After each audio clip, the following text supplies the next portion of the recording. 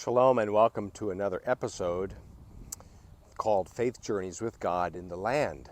Today we're actually going into this chapel behind me, and we're going to take a look at the 4 murals that represent some of the miracles of Jesus.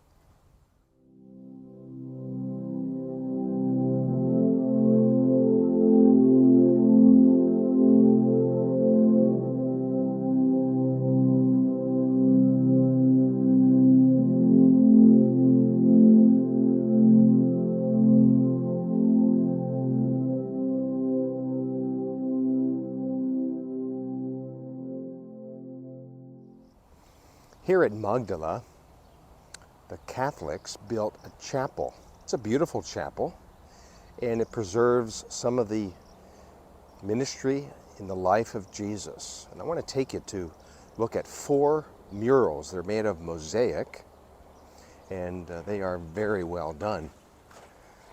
There will be another episode here, by the way, of the mural that is displayed at the lower level of this chapel. It preserves the story of Luke 8, but there's a Catholic Mass happening there, and I just checked it out and I don't have access to that. So at least for now, we'll take a look at this beautiful chapel. A lot of groups come here and enjoy the beautiful acoustics of this place. But let's take a look at these murals here at Magdala. This particular one is quite interesting. It's supposed to represent Jesus and Mary Magdalene. Here is where Mary was from, Mary Magdalene. And as you can see, this wonderful display of how Jesus called her. Remember, she's also mentioned at the beginning of Luke 8.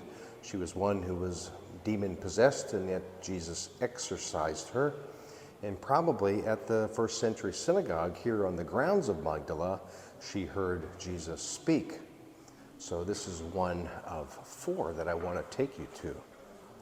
Let's go to another one as we make our circle around the rotunda of this beautiful building. This particular one is another display of Jesus and his healing touch. This is one where Jesus is healing Jairus' daughter. There it is. And again, the detail of this particular mosaic is just so well done. This is the second of 4 that I'd like to show you. Most likely, this is mentioned in Luke 8, that happened in Capernaum, as well as the woman who had this issue of bleeding, that was also a part of the Luke 8 story. Now this one is where Jesus calls Peter and Andrew. And there it is. They were fishermen. They were from Bethsaida, as John 1 tells us, as well as Philip. But there is Peter and Andrew being called by Jesus as they were catching fish along the shoreline of the lake. And we'll see one more here. I love this next one. It's the mural where Jesus is rescuing Peter. Now, we often come down hard on Peter, don't we? Because in Matthew 14, for instance, this storm narrative where Jesus comes walking on the water. By the way, the feeding of the 5,000 just took place, and Jesus sends his disciples off. Now, this most likely happened on the north corner of the lake near Bethsaida, according to Luke 9. But here we have Jesus, who walked on the water to the boat, and it's Peter who is the only one to get out of the boat. And yet, for a moment, he takes his eyes off of the master, and Jesus saves him, rescues him. And what an amazing story this really is preserved in the Gospels. So look at the detail there, the waves against the boat. The disciples think they see a ghost. And incidentally, in rabbinic literature, we have some mentioning of the belief that perhaps the gods and goddesses, as the Greeks and Romans believed, they sort of came up from the underground, surfacing through the water.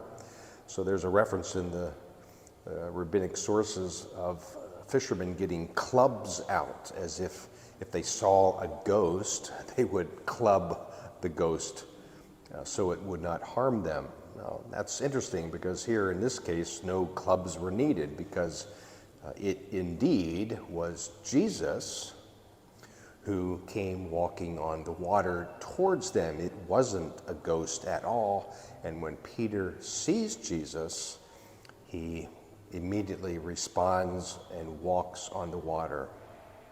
Again, we often come down hard on this guy, Peter, but I like to think that he was the one who really acted upon his faith instincts, if you will. He would follow his master everywhere, even out on the surface of the water. So what's our life lesson today here is when we see this activity and the ministry of Jesus calling disciples, healing people, and rescuing guys like Peter, Jesus still calls us as disciples, and he comes rescuing us from all of our circumstances that perhaps we find ourselves in. You know, some of our circumstances are sort of self-inflicted. We get into situations where we perhaps made a bad decision and we are now paying the consequences for that. Other circumstances, of course, just simply come as a result of the environment, the situations in life that perhaps are more difficult to handle or confront. And yet, we're glad that we can always turn to Jesus in our faith walk, no matter what the situation may be. So as we step out of this chapel and head back to the ruins of Magdala, be encouraged today that, as we saw displayed on these murals, Jesus, as he was so active in helping people, in fact, he displayed compassion. I love that term as well, in how he befriended people in need. They were in tough environments of living, situations in life. They were oppressed by the Romans, and yet, Jesus came to be this spiritually oriented Messiah who would not only just teach about the kingdom, but he would display his authority and compassion to others. And certainly this rescue of Peter, I think in my perspective, is my favorite one, I should say, and how we can still call on Jesus in every circumstance of life as he still shows and displays his compassion to us. He still walks with us, and he cares for us, and he never leaves us nor forsakes us. So here in Magdala, where Mary herself was from, we celebrate the person of Jesus, and I hope that you are encouraged today that we can still turn to him in all of our circumstances of life. So be encouraged today, and until next time, shalom.